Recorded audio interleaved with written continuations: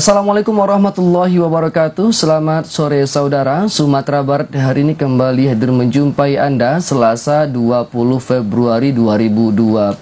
Bersama saya Muhammad Irhas Fakhruddin. Dan saya Brescia Isa. Berbagai informasi akan segera kami hadirkan untuk Anda. Saudara, Sumatera Barat hari ini juga dapat Anda saksikan di YouTube channel TVRI Sumatera Barat dan media sosial TVRI Sumatera Barat lainnya. Dan berikut kita saksikan cuplikan topik utama untuk hari ini.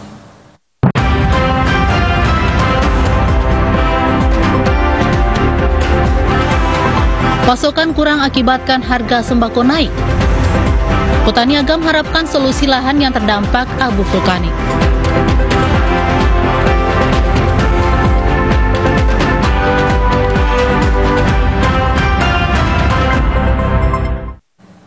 Kita ke informasi pertama, saudara. 4 pekerja semen Padang mengalami luka bakar dan tengah menjalani perawatan di Rumah Sakit M. Jamil Padang, diduga karena ledakan di pabrik semen Padang Indarung 5. Menurut keterangan pihak RSUP M. Jamil Padang, keempat korban yang dirawat mengalami luka bakar 10% sampai 30%. Rumah Sakit Umum Pusat M. Jamil Padang merawat 4 pekerja semen Padang yang diduga menjadi korban ledakan di pabrik Indarung 5. Sampai di Rumah Sakit M. Jamil Padang, keempat korban langsung mendapatkan tindakan medis secara intensif di instalasi gawat darurat atau IGD. Direktur Pelayanan Medik dan Keperawatan RSUP M. Jamil Padang, Dr. Bestari Jaka Budiman mengatakan, dari 4 korban, 2 orang mengalami luka bakar 30% dan 2 orang lagi mengalami luka bakar 10%. Berdasarkan informasi pihak RSUP M. Jamil Padang, keempat korban mengalami luka bakar yang diduga karena ledakan tabung gas saat bekerja. Untuk penanganan keempat korban, pihak rumah sakit telah mempersiapkan tim kesehatan dan ruang perawatan. Ada ledakan tadi, tapi bukan rumah sakitnya, di semen Padang. Ada ledakan gas, jadi kita menerima 4 orang pasien luka bakar. Yang agak serius itu di atas 20-30% itu ada 2 orang di resus sekarang. Kemudian yang 2 orang lagi ada 1% ujung tangan. Ini gas nitrogen, kita sedang kumpul, kemudian ledakan gas. Sehingga ada 5 tadi katanya, tapi yang 1 orang tak perlu dirujuk, yang 4 orang. Berarti pekerja sedang bekerja. Sementara itu, pihak PT Semen Padang hingga saat ini belum bisa dihubungi untuk mendapatkan keterangan pasti terhadap informasi dugaan ledakan tersebut. Demikian laporan dari Doja Yusman, TVRI Sumatera Barat. Tersangka pembunuhan Josi Putri Cahyani, 23 tahun, WNI asal Aur Malintang, Kabupaten Padang Pariaman, akan menjalani sidang pertamanya di Pengadilan Jepang. Dalam persidangan itu, 3 keluarga korban yang berada di Aur Malintang, Padang Pariaman akan diberangkatkan ke Jepang dalam waktu dekat. Masih ingat kasus kematian Josi Putri Cahyani, 23 tahun, warga negara Indonesia asal Aur Malintang, Kabupaten Padang Pariaman yang dibunuh oleh kenalannya di Jepang. Diinformasikan dalam bulan ini terduga pelaku akan menjalani sidang pertamanya di pengadilan Jepang. Oleh karena itu, keluarga korban yang berada di Aur Malintang Padang Pariaman akan dijemput untuk menyaksikan persidangan tersebut. Kapolres Pariaman AKBP Adrenaldo Ademi mengatakan, hari ini ia telah bertemu dengan keluarga korban di Aur Malintang untuk menyampaikan informasi tersebut. Terduga pelaku pembunuhan Josi Putri Cahyani akan menjalani sidang pertamanya di pengadilan Jepang. Hasil koordinasi dengan Interpol dan Kepolisian Jepang, untuk sidang tersebut pihak dari keluarga korban akan dihadirkan. Bahkan jika tidak ada perubahan, kemungkinan pada Rabu besok, pihak pemerintah Jepang dan Interpol Mabes Polri akan datang ke Padang Pariaman untuk menjemput keluarga korban. Seluruh biaya perjalanan pergi dan pulang untuk keluarga korban akan dibiayai pemerintah. Dan dalam kesepakatan, pihak keluarga yang akan berangkat untuk menghadiri sidang di Jepang tersebut adalah nenek, ayah, dan adik korban. Jadi di lingkup petugas negara, mewakili negara di lingkup kecil di bawah sini, saya memfasilitasi, menyambungkan, memperjuangkan di mana hak-hak dari warga negara kita, termasuk konsultasi, koordinasi dengan pihak Interpol dan Interpol nanti koordinasi dengan pihak Kejaksaan Jepang beserta dengan pihak Kepolisian Jepang. Alhamdulillah ini sudah tercapai. Kemudian dari koordinasi perjuangan negara kita kepada Jepang, sehingga Jepang pengadilannya, kejaksaan menyetujui untuk memberikan hukuman yang seberat-beratnya kepada pelaku. Diketahui sebelumnya Josi Putri Cahyani merupakan seorang pelajar asal Kabupaten Padang Pariaman di Jepang yang ditemukan tewas di apartemennya di Maebashi, Prefektur Gunma, Jepang pada Agustus 2023 lalu. Jenazah korban kemudian dipulangkan ke tanah air beberapa bulan kemudian usai dilakukan pengurusan jenazah. Korban dimakamkan di Aur Malintang di pemakaman keluarga. Dari Padang Pariaman, demikian laporan Abdul Syahril, TVRI, Sumatera Barat. Saudara, pelaksanaan pemilu tidak terlepas dari peran pers di tengah masyarakat. Selama tahapan pemilu dimulai dari pendaftaran pemilih hingga penghitungan suara saat ini, pers di Sumatera Barat ikut aktif melakukan pendidikan politik sehingga membantu masyarakat menentukan pilihan politik mereka. Menjadi pilar keempat demokrasi, pers berperan penting melakukan kontrol pelaksanaan pemilu 2024 dengan melaporkan semua tahapan pemilu secara berimbang dan netral. Di Sumatera Barat, pers masih konsisten dalam mengawal demokrasi. Ini terlihat dari pemberitaan media yang ada masih bersifat netral dan memberikan porsi yang sama bagi semua paslon. Selama tahapan pemilu, pers di Sumatera Barat juga menjalankan fungsinya mengkritisi, memberikan masukan pada lingkar eksekutif, legislatif, dan lembaga penegak hukum lainnya dengan mengangkat sejumlah isu dan topik pemberitaan yang hangat diperbincangkan di masyarakat. Wakil Sekretaris PWI Sumatera Barat, Effendi, mengakui di tengah perkembangan platform digital dan media sosial saat ini, jurnalis atau wartawan dituntut profesional dalam membuat coverboard site, melakukan verifikasi, dan mencerna serta menyaring informasi hingga menghasilkan sebuah sumber berita yang bisa dipercaya atau kredibel. Untuk mencapai pers yang sesungguhnya itu tergantung dari wartawan sendiri. Artinya, bagaimana si wartawan menambah kapasitasnya, menambah kemampuannya sebagai jurnalis yang sesungguhnya itu. Karena ke depan di era global yang begitu pesat, ini tantangan ke depan lebih berat. Artinya pers memang harus dituntut benar-benar netral, benar-benar melatih, membina, menambah wawasan para wartawannya itu. Sementara itu, pelaku insan pers sekaligus Ketua IJTI Sumatera Barat, Devri Mulyadi, mengatakan jurnalis di Sumatera Barat sudah bekerja pada koridornya, memberikan berita-berita yang mencerdaskan, mendidik, menyejukkan, dan mencerahkan. Hal ini terlihat dari kondusifnya pelaksanaan pemilu 2024 di 19 kabupaten kota di Sumatera Barat. Sementara itu, Ketua IJTI Sumatera Barat berharap deklarasi kemerdekaan pers dan penandatanganan komitmen kemerdekaan pers yang dilaksanakan pada tanggal 10 Februari lalu bisa diwujudkan oleh paslon yang menang pada pemilu tahun ini. Dan kita minta ini nantinya siapapun yang akan terpilih dinyatakan sebagai pemenang, ini harus betul-betul berkomitmen bagaimana menjaga pers itu sendiri. Karena kita tahu bahwa pasal Undang-Undang ITE dan Undang-Undang Keterbukaan Informasi Publik saat ini sangat rentan sekali menyerang kita insan pers, dan kita berharap Presiden terpilih nanti betul-betul berpihak kepada pers gitu. Pers saat ini ditantang untuk hadir sebagai penjernih dan rujukan informasi, sehingga jurnalis harus bekerja untuk kepentingan publik, tidak memihak dan bebas dari campur tangan pihak manapun. Delima Febria, Joni Bakri, TVRI Sumatera Barat. Saudara, untuk mengetahui seperti apa peran pers di Sumatera Barat hingga saat ini, kita telah terhubung dengan salah seorang tokoh pers di Sumatera Barat, Bapak Khairul Jasmi. Assalamualaikum, selamat sore Pak KJ. Waalaikumsalam, selamat sore. Iya, Pak, bagaimana nih Pak tanggapan di Hari Pers Nasional yang kita lalui kemarin, dan Bapak melihat peran pers di Sumatera Barat saat ini, Pak? Ya, dari dulu seperti itu juga, bahwa pers itu bekerja untuk social control, untuk menyebarkan informasi yang baik dan menolong pembaca untuk hal-hal yang positif, serta melakukan kritik kepada pemerintah. Masalahnya adalah kadang itu jalan, kadang tidak. Itu aja masalahnya. Baik Pak. Berarti ini harapannya mungkin bagaimana nih Pak ke depannya? Ada mungkin catatan-catatan yang mungkin harus diperbaiki ataupun dievaluasi gitu Pak oleh pers di Sumatera Barat begitu Pak? Iya, pers itu kawan-kawan di lapangan sudah bekerja dengan baik dan benar. Problemnya adalah apakah pekerjaan mereka yang baik dan benar itu, cepat itu, dikonsumsi oleh masyarakat atau tidak.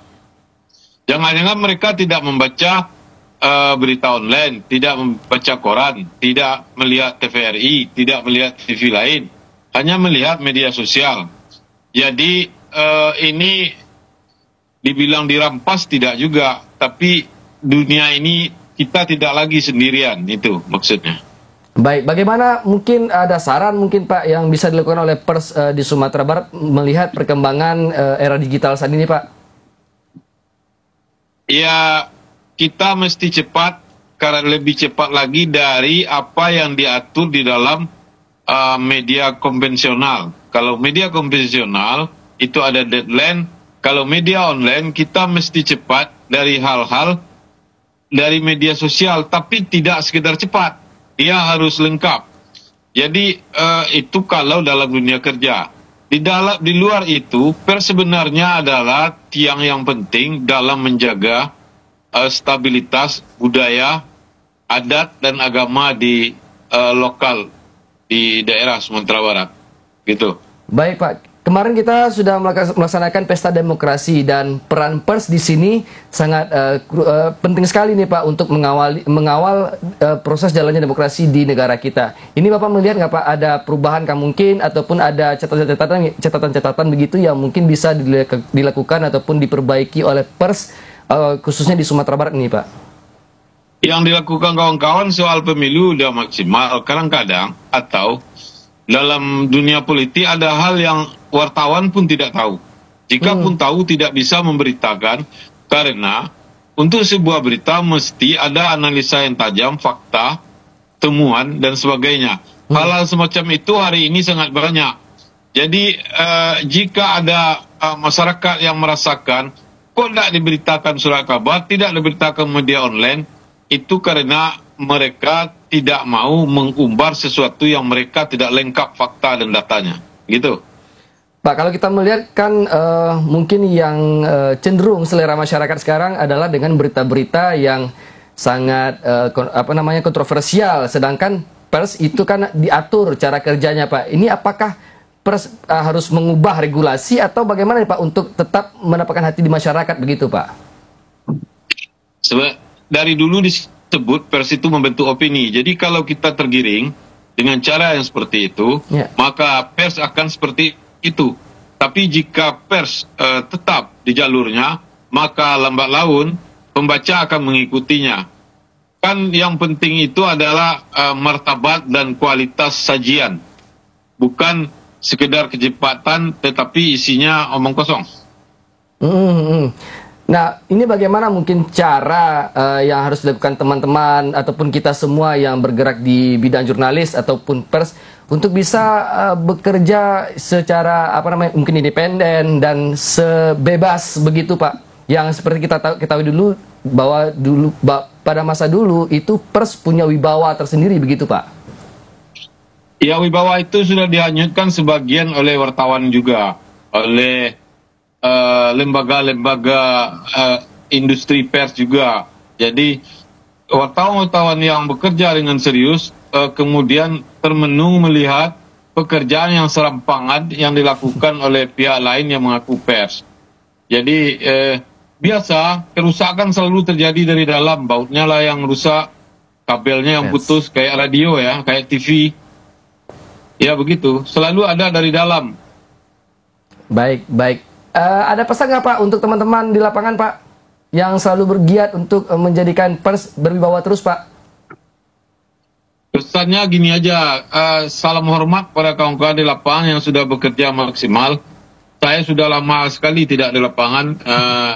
Menurut saya mereka lebih hebat dari saya dulu, karena belum sudah dapat berita yang bagus. Jejaringnya luas, cara membuat beritanya bagus. Tetapi tiap orang punya bahasa yang beda-beda. Jadi salam hormat di Hari Pers, selamat Hari Pers para teman-teman di Sumatera Barat dan di TVRI. Baik, terima kasih atas waktunya Pak KJ. Selamat Hari Pers Nasional Pak. Semoga sehat selalu, tetap jaga kesehatan Pak. Baik pemirsa, kita ke informasi selanjutnya. Harga sembako di pasar tradisional Kota Bukit Tinggi naik signifikan. Pasokan dari petani lokal yang kurang akibat gagal panen menjadi pemicu naiknya harga seperti sayur dan beras. Selama seminggu terakhir, harga sejumlah kebutuhan pokok di Kota Bukit Tinggi mulai mengalami kenaikan yang cukup signifikan, seperti beras, cabai, sayuran, dan kebutuhan pokok lainnya. Kenaikan harga dipicu akibat kurangnya stok yang didapatkan pedagang dari petani lokal yang saat ini banyak mengalami gagal panen. Salah seorang pedagang, Doni, mengatakan, untuk harga sayuran sudah mengalami kenaikan sejak beberapa bulan lalu. Pasca erupsi Gunung Merapi di Kecamatan Sungai Pua yang membuat banyak petani di sentral pertanian sayur terbesar di Agam tersebut gagal panen. Sementara itu untuk kebutuhan lainnya seperti beras, pedagang biasanya memasok dari petani lokal di daerah Kecamatan Kamang yang saat ini juga banyak mengalami gagal panen karena diserang hama sehingga hasil panen banyak berkurang. Untuk harga beras biasanya sekitar Rp10.000 hingga Rp12.000 per kilogram. Kini naik menjadi Rp17.000 per kilogramnya. Sedangkan untuk cabai merah kini sudah naik menjadi Rp80.000 per kilogramnya. Selain itu kebutuhan pokok yang ikut naik, yakni minyak curah yang biasanya sekitar Rp14.000 per kilogram, kini naik menjadi Rp17.000 per kilogramnya. Mungkin itu yang ini. Di kendala gitu. Iya. Itu dari mana orang masuk biasanya, Bang? Kalau cabai ya sekitaran sini udah mencukupin. Cuman kalau harga ya pengaruh, barang masuk dari luar dan barang nggak masuk dari luar. Tapi kebanyakan orang sini ngambilnya dari dalam juga, Bang? Iya, dari petani sekitaran sini aja ada. Dari Sungai Pua gitu, Bang? Sungai Pua, pokoknya dari sekitaran Agam ini semuanya juga bertani cabai, ada padi ada. Itu karena erupsi juga, Bang? Iya, karena erupsi gagal panen. Untuk beras sendiri bagaimana, Bang? Kalau yang beras mungkin tergantung pasokan nasional juga. Kalau beras untuk produksi sekitar sini juga udah mencukupi. Cuman yang namanya beras itu barang komoditas nasional ya. Kalau naik di pusat, di sini juga akan naik. Doni menambahkan saat ini harga berbagai kebutuhan pokok biasanya naik menjelang mendekati Ramadan, sehingga menyebabkan banyak pelanggan yang mengeluh. Dari Bukit Tinggi, Jeffrey Wahyudi, TVRI Sumatera Barat melaporkan. Saudara, tidak kunjung mendapatkan bantuan, petani di Kecamatan Candoang berharap pemerintah bisa mencarikan solusi untuk membantu sejumlah lahan yang rusak akibat hujan abu vulkanik yang menyebabkan banyak tumbuhan sayuran rusak hingga gagal panen. Petani sayur di Kecamatan Candong mengharapkan bantuan dari pemerintah Kabupaten Agam. Lahan pertanian masyarakat yang rusak akibat erupsi Gunung Merapi dengan membawa sejumlah abu vulkanik, sehingga membuat sejumlah tanaman padi mengering karena terkena abu vulkanik yang panas dan gagal panen, di mana sudah terjadi selama 3 bulan terakhir dari awal terjadinya erupsi. Sampai saat ini di mana erupsi Gunung Merapi masih berlangsung dengan membawa sejumlah abu vulkanik yang tebal ke arah Lasi. Salah seorang warga Asrial mengatakan, banyak petani yang mengeluhkan saat ini tidak kunjung mendapatkan bantuan dari pemerintah maupun solusi dari hari pertama terjadinya erupsi sampai saat ini.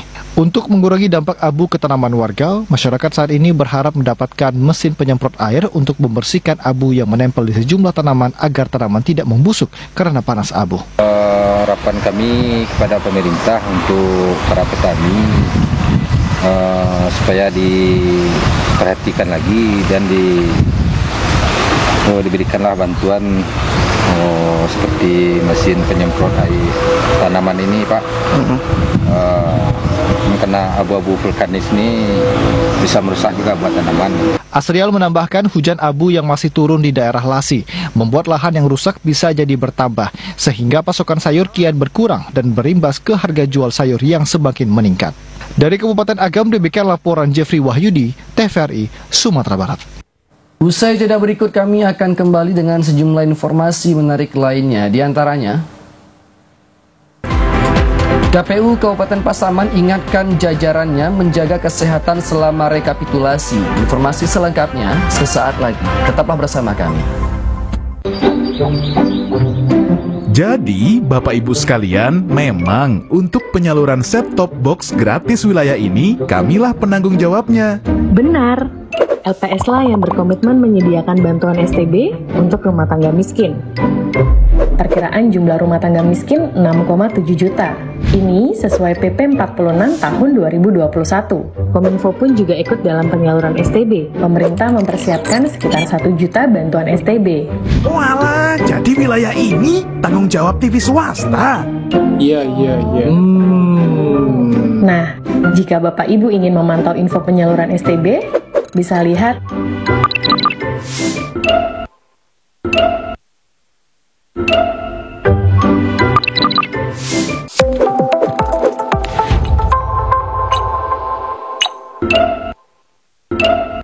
Warga Plus 62, pemilu sudah dekat. Sudah pada tahu apa saja tahapan dan jadwal penyelenggaraan pemilu 2024? Simak informasi berikut ini. Pencalonan anggota DPD. Pencalonan anggota DPR, DPRD Provinsi, dan DPRD Kabupaten atau Kota. Pendaftaran bakal calon presiden dan wakil presiden. Pengusulan bakal calon pengganti atas hasil pemeriksaan kesehatan. Penetapan pasangan capres-cawapres. Penetapan nomor urut pasangan calon. Masa kampanye pemilu. Masa tenang. Pemungutan suara. Penghitungan suara. Rekapitulasi hasil penghitungan suara. Suara rakyat, suara pemilu.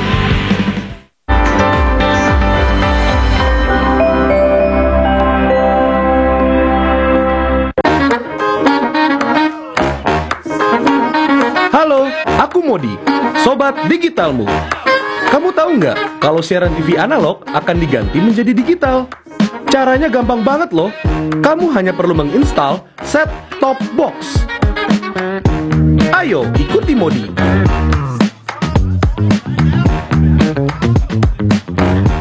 Siaran TV digital membuat gambar televisimu menjadi lebih bersih.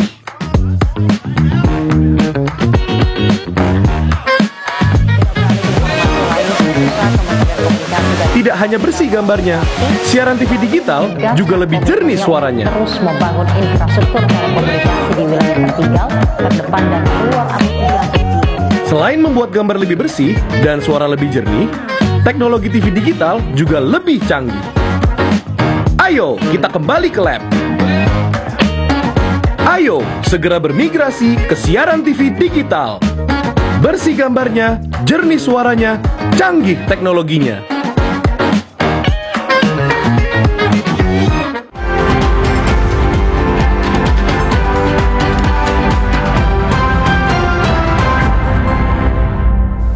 Saudara, terima kasih Anda masih bersama kami. Kita ke informasi selanjutnya. Proses rekapitulasi penghitungan perolehan suara di Kecamatan Luha Nanduo, Kabupaten Pasaman Barat digelar di kantor camat. PPK melibatkan 27 PPS dengan 2 panel mempercepat proses rekap. Proses rekapitulasi perolehan suara di tingkat PPK Luha Nanduo, Kabupaten Pasaman Barat berlangsung cukup cepat. Meski dibagi menjadi 2 panel, PPK dan PPS sudah berhasil menyelesaikan sekitar 20 TPS. PPK sengaja melaksanakan rekapitulasi secara berurutan agar lebih tertib dan setiap ditemukan persoalan ataupun kesalahan, penyelenggara akan mencarikan penyelesaian dari persoalan tersebut, seperti kesalahan penulisan nama atau pengisian di C-Plano sehingga dikomplain beberapa saksi. Ketua PPK Luha Nanduo Indra Tanjung mengatakan, pleno rekapitulasi ini dimulai sejak tanggal 17 kemarin dan sudah berhasil rekap lebih 20 TPS dari total 9 PPS atau nagari. Selama rekap, sejumlah saksi berada di dalam ruangan yang batasi antar panel agar situasi tetap kondusif. Petugas keamanan dari TNI dan Polri juga berjaga-jaga di gudang dan sekitar lokasi rekapitulasi. Untuk hari ini kita sudah melaksanakan yang namanya rekapitulasi untuk 2 nagari, yaitu kita melaksanakan 2 panel, yaitu Nagari pertama yaitu di panel 1 Nagari Makarya sudah siap. Sekarang alhamdulillah sampai 19 Nagari, 19 TPS, mohon maaf. Dan selanjutnya panel yang kedua kita ada Nagari Kapar. Nagari Kapar ini sudah sampai 12 TPS. Alhamdulillah kami dibantu oleh PPS, seluruh PPS di Kecamatan Luhak Nanduo sebanyak 27 PPS yang berperan aktif untuk membantu PPK dalam rekapitulasi di tingkat kecamatan ini. Selain di PPK Luhak Nanduo, semua PPK di Pasaman Barat serentak melakukan rekapitulasi dan KPU menargetkan proses tersebut bisa selesai hingga 1 minggu ke depan. Dari Kabupaten Pasaman Barat, Andika Adisaputra, TVRI Sumatera Barat. Kita beralih ke Solo, Saudara. Rekapitulasi telah selesai sekitar 45%.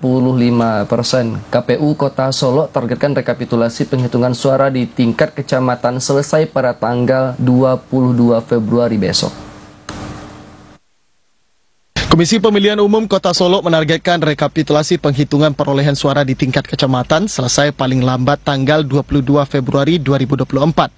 Ketua KPU Kota Solo Ariantoni mengatakan rekapitulasi hasil penghitungan suara tingkat panitia pemilihan kecamatan atau PPK sudah dimulai serentak pada tanggal 17 Februari lalu.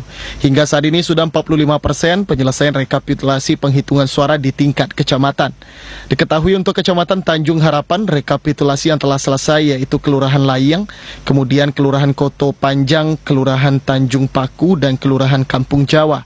Sementara untuk Kelurahan Lubuk Sikara, baru 2 kelurahan yang telah selesai melaksanakan rekapitulasi penghitungan suara, yakni Kelurahan Sinapang Piliang dan Kelurahan 6 Suku. Guna mempercepat efektivitas waktu, KPU Kota Solo membuka 2 panel dalam melakukan rekapitulasi penghitungan suara di tingkat kecamatan. Ketua KPU Ariantoni juga menegaskan sampai sejauh ini tidak ada kendala berarti dalam kegiatan rekapitulasi suara di tingkat kecamatan. Semua petugas melaksanakan kegiatan sesuai dengan aturan atau regulasi yang telah ditentukan. Masing-masing kelurahan diselesaikan ke masing-masing kota, dihitung tiap-tiap tingkatan pemilihan. Ini dimulainya kalau paginya jam berapa? Kalau untuk dimulainya sesuai undangan yang dilayangkan masing-masing PPK itu jam 9, kemudian hari-hari berikutnya itu disesuaikan dengan kesepakatan dengan masing-masing saksi. Rata-rata itu setengah 9 sudah mulai. Kalau kita targetkan sesuai dengan perencanaan dan hitung-hitungan kami itu tanggal 22 itu sudah kelar semuanya. Namun dari kondisi lapangan kita memandang bisa ini tercapai tanggal 21. Sementara itu jika rekapitulasi tingkat kecamatan sudah selesai, maka pihak KPU Kota Solo akan mempersiapkan untuk rekapitulasi di tingkat kota. Sembari menunggu selesainya rekapitulasi, dihimbau kepada seluruh pihak untuk turut menjaga ketertiban dan menjaga suasana damai dalam setiap tahapan pemilu. Dari Kota Solo, Ari Pratama Setiawan, TVRI Sumatera Barat. Saudara, jajaran KPU Kabupaten Agam memastikan pelaksanaan rapat pleno rekapitulasi hasil pemungutan surat suara terhimpun dalam Sirekap. Data hasil rekapitulasi pemilu 2024 itu dipastikan faktual sesuai pelaksanaan rapat pleno rekapitulasi surat suara tingkat kecamatan. Jajaran KPU Kabupaten Agam memastikan hasil rekapitulasi hasil pemungutan surat suara pemilu 14 Februari 2024 lalu terhimpun dalam data Sirekap. Penggunaan aplikasi perangkat lunak Sirekap sudah sesuai prosedur dan sedang berlangsung di setiap tingkat kecamatan se-Indonesia saat ini.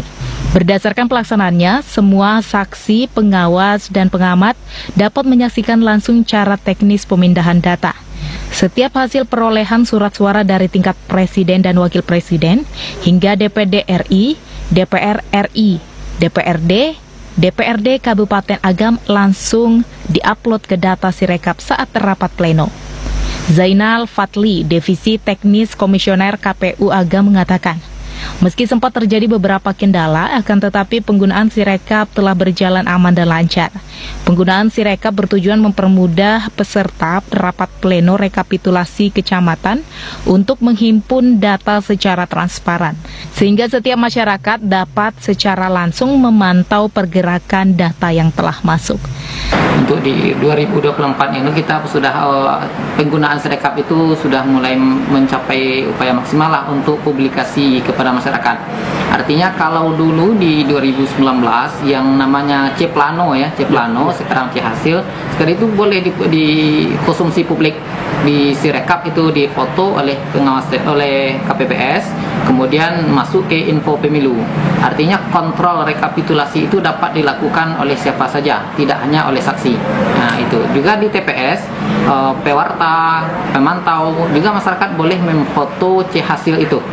Dan untuk pengumuman juga sejauh yang didapatkan itu bisa dijadikan sebagai bahan untuk mengontrol proses rekapitulasi. Zainal Fatli menambahkan, salah satu perbedaan pemilu 2019 dengan pemilu 2024 adalah penggunaan Sirekap sudah menjadi utama dan tidak lagi menggunakan sistem manual.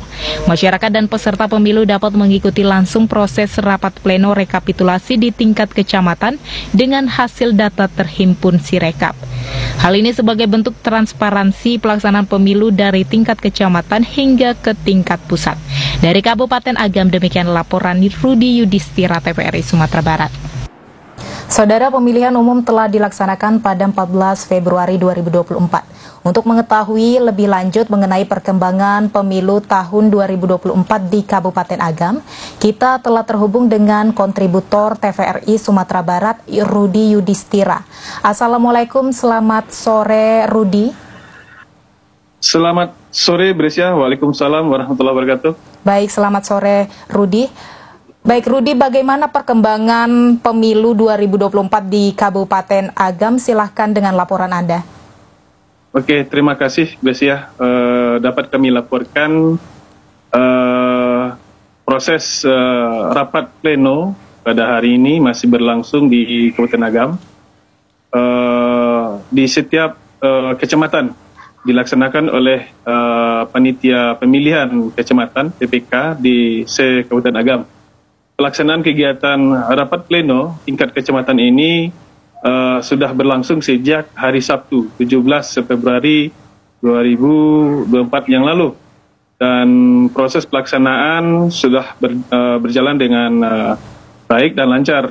Hanya saja pada pelaksanaan awal kegiatan memang aplikasi Sirekap menjadi kendala awalnya. Nah, setelah dilakukan oleh beberapa langkah-langkah oleh jajaran KPU, akhirnya proses Sirekap ini memasukkan data ke Sirekap hingga sekarang berjalan dengan baik. Nah, terkait tentang hasil, mungkin di setiap rapat pleno di kecamatan hampir sekitar 4 atau 5 TPS atau 5 nagari yang sudah berjalan, dan hingga saat ini masih dalam proses dalam penghitungan, dalam pendataan dan rekap, masih melakukan rekap. Nah, di Kabupaten Agam terdapat 1.721 TPS dari 16 kecamatan dengan DPT lebih kurang 28.000. Nah, penggunaan hak pilih menurut lapangan kita di lapangan, berdasarkan pantauan kita di lapangan, hampir 70% pemilih menggunakan hak pilihnya. Dan di Kabupaten Agam juga terjadi juga PSU. Itu terdapat di PSU di TPS 1 dan TPS 8 Nanggari Mogopoh, Kecamatan Lubuk Basung. PSU tadi jajaran KPU melakukan rapat persiapan bagaimana teknis pelaksanaan PSU di Nanggari Mogopoh. Kemudian untuk di beberapa nagari, khususnya kita berada sekarang di Kecamatan Tanjung Raya, tepatnya di kantor camat Tanjung Raya. Saat ini baru 4 nagari yang sudah tuntas pelaksanaan rekap dari 10 nagari. Artinya ada 6 nagari lagi yang harus dituntaskan untuk melakukan rekap.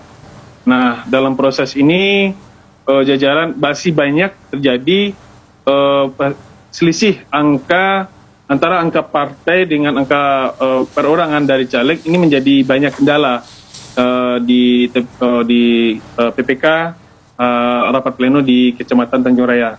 Berdasarkan pantauan kita di beberapa kecamatan juga terjadi hal yang sama. Artinya salah penghitungan dari petugas memang banyak terjadi.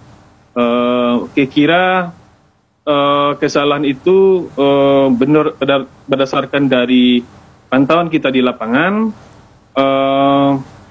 Memang banyak petugas KPPS kita memaksakan diri untuk melakukan rekap di saat penghitungan hasil akhir.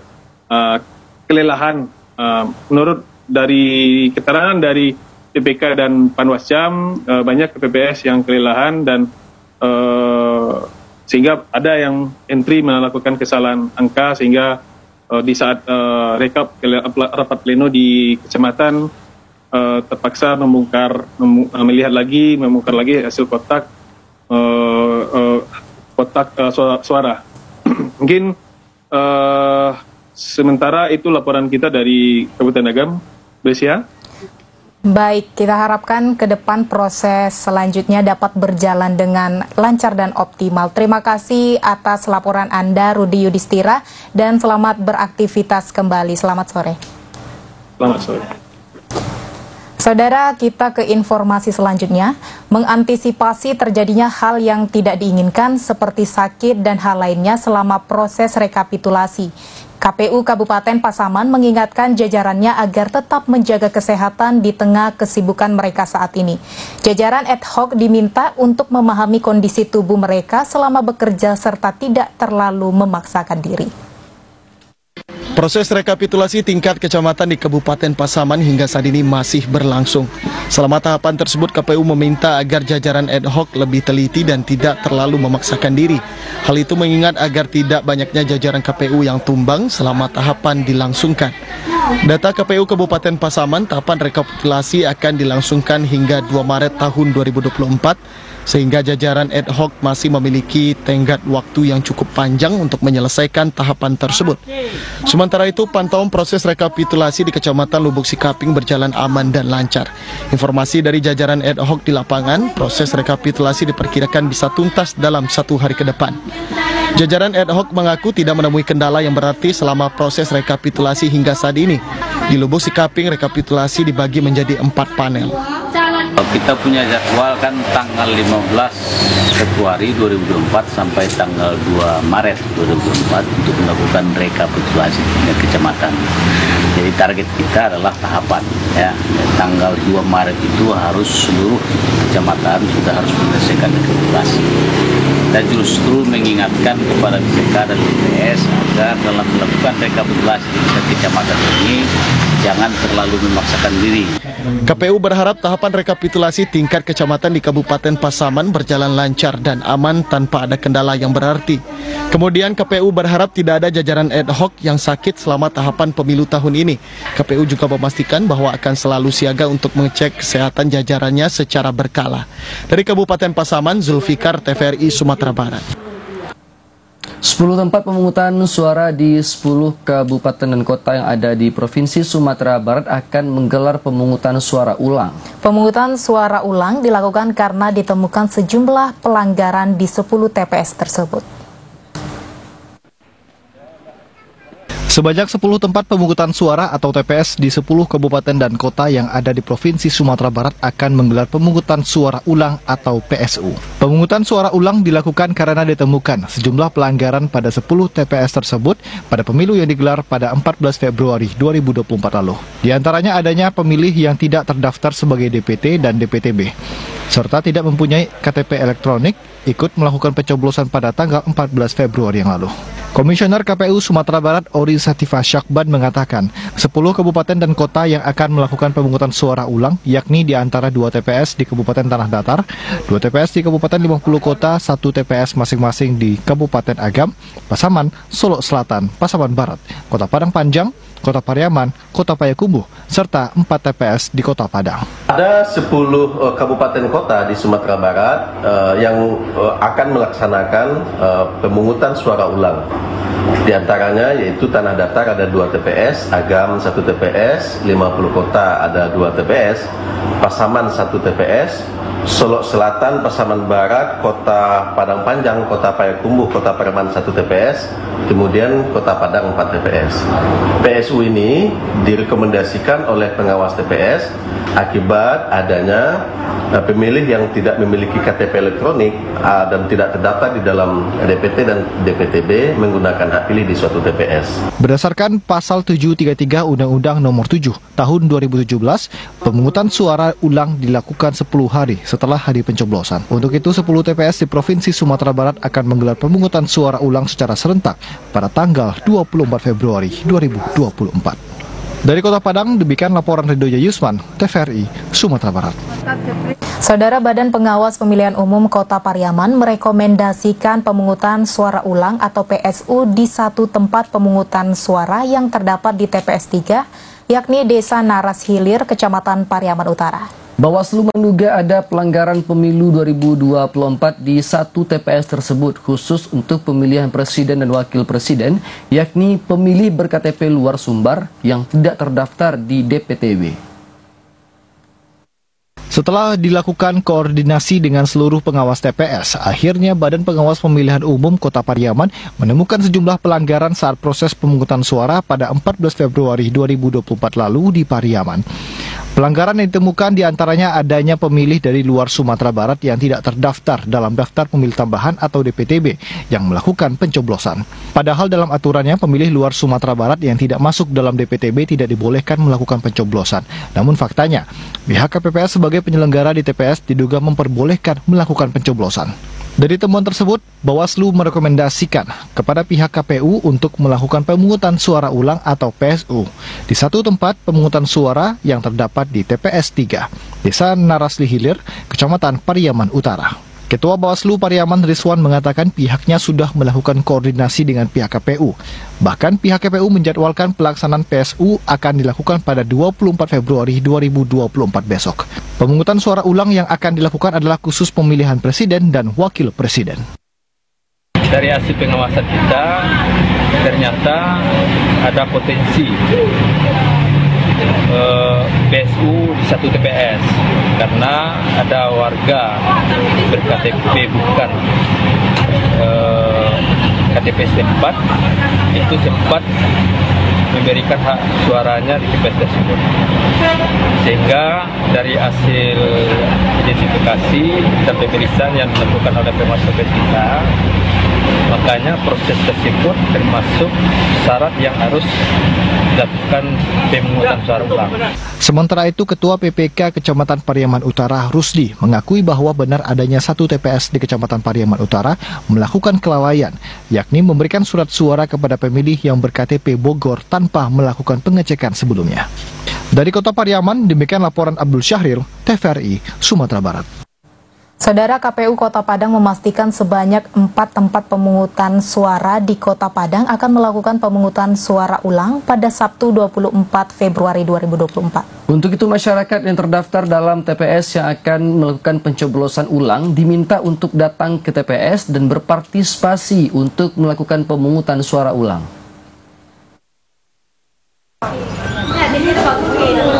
Sebanyak 4 tempat pemungutan suara atau TPS di 3 kecamatan di Kota Padang dipastikan akan melakukan pemungutan suara ulang pada Sabtu 24 Februari 2024. Di antaranya di TPS 25 Kelurahan Pangambiran Ampalunan 20, Kecamatan Lubuk Begalung, TPS 22 Kelurahan Anduring Kecamatan Kuranji, serta di TPS 13 Kelurahan Kampung Lapai dan TPS 14 Kelurahan Kampung Olo Kecamatan Nanggalo.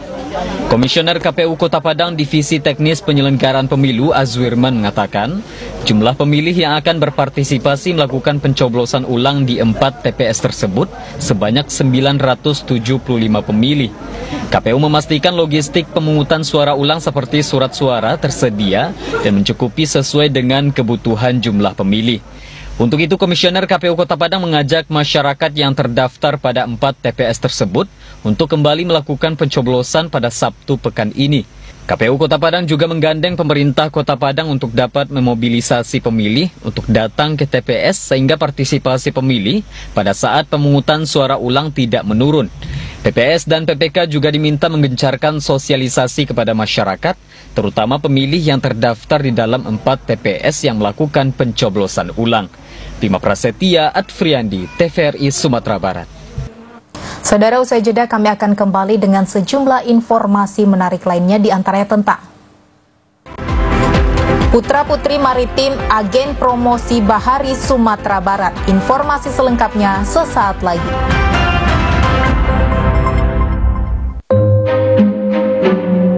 Anak sinida cucu Teh Roy nimpa kitik sekali dah ambo. Cincin stenting dulu ya nda. Wih sebenarnya santing ko. Ya, pada suka ambilan balik. Iyo, cuk banat tuh. Pasunyo bulan pastan baru paing. Kini lah paing lo balik. Iyo unik.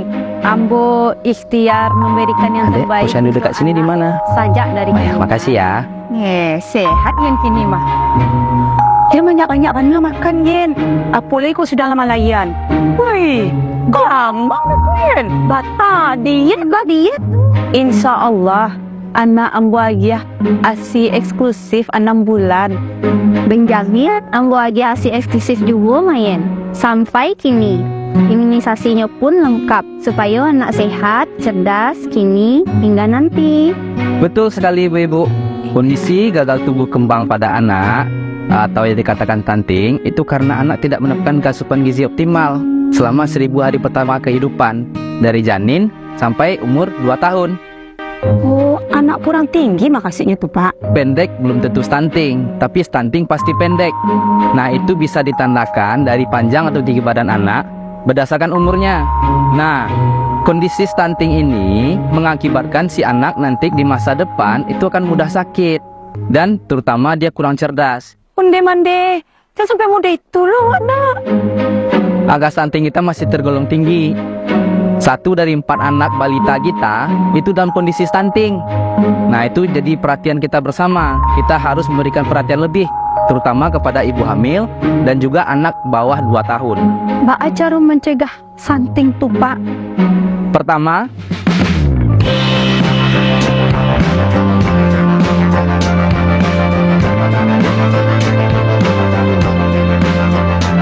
kalau adonan new diet supaya budinya gol balik, mbak tuh Pak. Yo, ado pulo tuh ibu yang ndak nio magi anaknya asi, mbak tuh Pak. Nah, ibu menyusui itu nak Bu harus mendapatkan cukup gizi, cukup makanan, karena dia tuh harus memberikan anak juga makanan melalui ASI mereka. Jadi kalau kita dietnya yang salah, kasihan kita sama anak kita Ibu.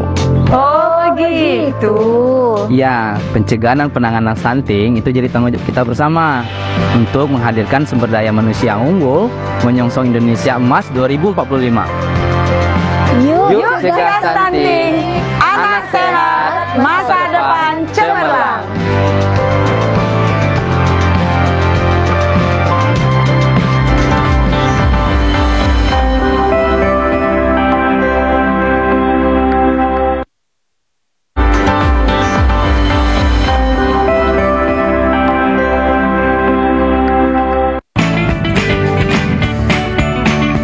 Gimana?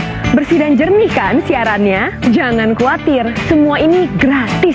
Bagi kamu yang masih menggunakan TV analog, cukup dengan 1 langkah mudah. Untuk televisi yang sudah siap digital, cukup scan ulang siaran TV kamu untuk menangkap siaran TV digital. Banyak pilihan programnya, bersih gambarnya, jernih suaranya, dan canggih teknologinya. Ayo, kita beralih ke siaran televisi digital.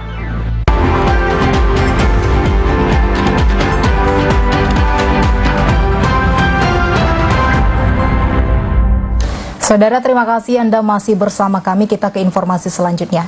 Hari ini dan Lantamal 2 Padang mengukuhkan Putra-Putri Sumatera Barat tahun 2024 Geladak KRI Cakalang 852. Putra-putri maritim diharapkan dapat menjadi agen untuk mempromosikan dan sosialisasi kekayaan maritim Sumatera Barat kepada masyarakat. Sumatera Barat memiliki potensi maritim yang besar yang dapat dimanfaatkan secara luas oleh masyarakat, pemerintah maupun pelaku wisata. Untuk menunjang hal tersebut, Lantamal 2 Padang mengukuhkan Putra Putri Maritim tahun 2024. Pengukuhan ini dilakukan di Geladak KRI Cakalang 852 di Dermaga Satro Lantamal 2, Pelabuhan Bungus Teluk Kabung, Kota Padang. Kepala Kesbangpol Sumatera Barat Erinaldi mengatakan, Putra Putri Maritim Sumatera Barat menjadi bagian penting dalam menjaga dan mengembangkan potensi kelautan untuk kesejahteraan masyarakat, khususnya masyarakat pesisir. Selain itu, Putra Putri Maritim diharapkan menjadi penggerak generasi muda untuk menjaga laut melalui kontribusinya sesuai dengan keilmuan masing-masing. Jadi pionir, ya, mengajak pemuda-pemuda generasi berikutnya Sumatera Barat untuk menjaga laut melalui tangan masing-masing. Ya, kita di pesisir Sumatera Barat, pesisir barat Pulau Sumatera itu memiliki pantai yang bagus dibandingkan dengan timur. Artinya orang timur suka pergi jalan-jalan ke sini, ngelihat laut, ngelihat gunung. Ini harus kita layani dengan senyum. Kan tadi Pak Danto bilang latihan senyum dulu. Jadi nanti kita ada festival senyum. Ya, untuk melihatkan hospitality dari masyarakat Sumatera Barat itu sendiri. Sementara itu, salah seorang putri maritim Sumatera Barat, Putri Nilamsari, mengatakan, Putra Putri Maritim menjadi perpanjangan tangan dari pemerintah dan pihak terkait untuk lebih mengenal secara luas terkait kemaritiman, sehingga masyarakat tidak hanya memahami maritim sebagai kawasan laut, tetapi sebagai bagian dari ekonomi, pariwisata, dan pertahanan. Untuk mencapai hal tersebut, Putra Putri Maritim Sumatera Barat akan fokus dalam melakukan sosialisasi melalui berbagai kanal digital, sehingga penyebaran informasi dapat dilakukan secara lebih masif dan lebih luas. Kami dari Putra Putri Maritim Sumatera Barat ini, kami itu merupakan penyambung tangan, terutama untuk generasi muda, biar kita itu lebih peduli gitu sama dunia maritim. Karena sebenarnya yang orang tahu itu maritim itu cuma tentang laut aja. Sebenarnya banyak, ada pariwisata, ekonomi, ada pertahanan juga. Dan kapan lagi generasi muda yang katanya Indonesia Emas 2045 itu di pihak-pihaknya kita yang akan ikut serta terlibat dalam kemaritiman ini. Pengukuhan ini dihadiri langsung oleh Dan Lantamal 2 Padang, Gubernur Sumatera Barat yang diwakili oleh Kepala Badan Kesbangpol Sumatera Barat dan sejumlah undangan lainnya. Irwan Santoso, Tua Saman Siregar, TVRI Sumatera Barat. TNI Angkatan Laut terus berupaya untuk menjaga wilayah kedaulatan NKRI, termasuk untuk wilayah kelautan. Salah satunya melalui patroli laut secara rutin menggunakan KRI Cakalang 852. KRI Cakalang 852 merupakan kapal cepat yang beroperasi dan berpatroli di kawasan laut Pulau Sumatera. Inilah salah satu kapal milik TNI Angkatan Laut yang bersandar di Dermaga Satro Lantamal 2, Pelabuhan Bungus Teluk Kabung, Kota Padang. KRI Cakalang 852 adalah sebuah kapal perang patroli cepat yang dimiliki oleh TNI Angkatan Laut Republik Indonesia. KRI Cakalang 852 dirancang agar mampu melaksanakan operasi tunggal maupun bersama dengan kapal sejenis dalam kegiatan tugas operasi laut. Nama KRI Cakalang 852 diambil dari salah satu nama ikan yang ada di Indonesia, yakni ikan cakalang atau Katsuwonus pelamis. Kapal perang ini secara simbolis telah diluncurkan ke laut di sekitar perairan Salira, Banten pada 10 Maret 2016 lalu dan resmi dioperasikan pada 20 Juli 2016. Kapal ini memiliki spesifikasi panjang 43,25 meter, lebar 7,4 meter, tinggi tengah kapal 3,4 meter, dengan penggerak mesin utama berkekuatan 3 kali 1.800 horsepower dan putaran 2.300 RPM. Bobot dari KRI Cakalang 852 memiliki berat hingga 230 ton, dapat menampung bahan bakar hingga 56.000 liter. KRI Cakalang menjadi bagian penting dalam melakukan pengamanan dan patroli di wilayah pesisir dan laut Sumatera dari Aceh hingga Lampung. Saat ini KRI Cakalang melaksanakan operasi di bawah BKO Komando Gugus Tempur Laut Koarmada 1. Untuk keseharian, karena kami di bawah Komando Armada 1, kami mengemban tugas maupun misi serta operasi dari Armada 1. Untuk pergerakan kita saat ini di bawah kendali Koarmada 1, dalam hal ini Gugus Tempur Armada 1. Beberapa kemampuan dari KRI Cakalang 852 diantaranya mampu melaksanakan peperangan anti kapal permukaan, peperangan anti udara, operasi patroli laut, dan operasi search and rescue. Irwan Santoso, Tua Saman Siregar, TVRI Sumatera Barat. Dinas Perhubungan Kota Padang menargetkan perbaikan traffic light yang mati di sejumlah titik dapat berfungsi kembali pada hari ini. Kadishub Kota Padang mengimbau kepada pengendara untuk berhati-hati saat melewati persimpangan dengan kondisi traffic light yang mati dan tidak menerobos dengan kecepatan yang dapat membahayakan diri dan pengendara lain. Sejumlah traffic light atau lampu lalu lintas di Kota Padang terlihat tidak berfungsi selama beberapa hari terakhir.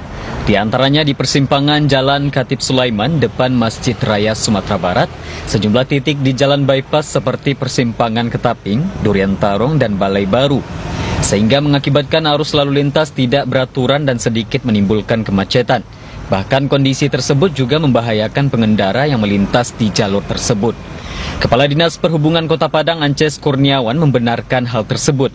Ia mengatakan seluruh traffic light di 22 persimpangan Kota Padang sudah berusia lebih dari 10 tahun dan sudah sepatutnya untuk dilakukan penggantian. Sebelumnya Dishub Kota Padang telah berupaya memperbaiki traffic light yang ada di persimpangan Jalan Khatib Sulaiman, namun CPU-nya kembali bermasalah dan harus dilakukan penggantian. Kadishub memastikan lampu lalu lintas tersebut dapat kembali berfungsi pada hari ini. Matinya apil atau traffic light yang berada di simpang Khatib Sulaiman atau di samping Masjid Raya itu sudah mati dari Jumat kemarin, dan kita sudah sejak itu mati sudah kita perbaiki dengan teknisi ya, dari berbagai macam cara kita akan dibalkan, kita ganti yang rusak. Namun memang yang rusak sekarang itu agak sedikit fatal, itu CPU-nya.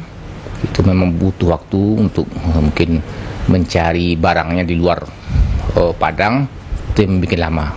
Tapi insya Allah ya kita tadi pagi juga bertanya kepada teknisi, insya Allah kita upayakan hari ini itu tuntas. Sementara itu untuk traffic light yang berada di sepanjang jalan bypass, Dishub Kota Padang juga telah berkoordinasi dengan Balai Pengelola Transportasi Darat untuk segera dilakukan perbaikan. Kadishub Kota Padang mengimbau pengendara baik roda 2 maupun roda 4 untuk berhati-hati saat melewati persimpangan dengan kondisi traffic light yang mati dan tidak menerobos dengan kecepatan yang dapat membahayakan diri dan pengendara lain. Bima Prasetya, Adfriandi, TVRI Sumatera Barat. Saudara, informasi tadi sekaligus menutup perjumpaan kita dalam Sumatera Barat hari ini. Saya Brisya Isa. Dan saya Muhammad Irhas Fakhrudin mewakili kerabat kerja yang bertugas mengucapkan terima kasih atas kebersamaan Anda. Wassalamualaikum warahmatullahi wabarakatuh. Selamat sore dan sampai jumpa.